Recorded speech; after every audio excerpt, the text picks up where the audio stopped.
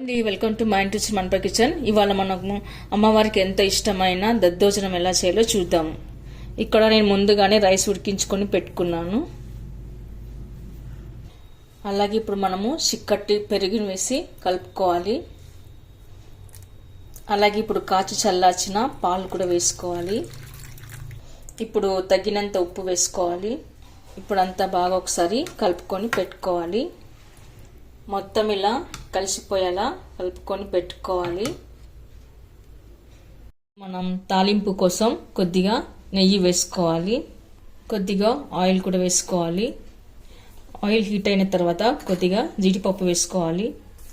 ఇప్పుడు జీడిపప్పు కలర్ మారాక తీసి పక్కన పెట్టుకోవాలి. ఇప్పుడు అదే ఆయిల్లోనే కొద్దిగా పచ్చిశనగపప్పు కూడా వేసుకోవాలి. ఆ తర్వాత ఆవాలు, జీలకర్ర, మినపగుళ్ళు కూడా వేసుకోవాలి.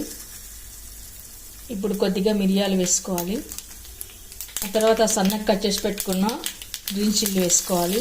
ఆ తర్వాత సన్నగా కట్ చేసి పెట్టుకున్న కరివేపాకు కూడా వేసుకోవాలి.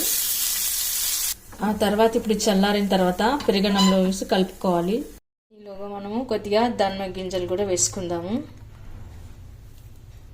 ఆ తర్వాత కొద్దిగా కొత్తిమీర కూడా వేసుకుందాము.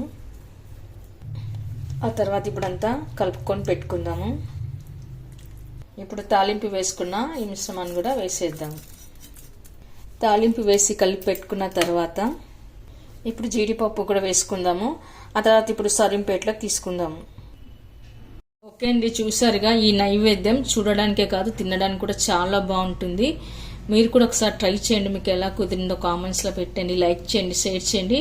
తప్పకుండా మన ఛానల్ని సబ్స్క్రైబ్ చేయండి. Thank you for watching.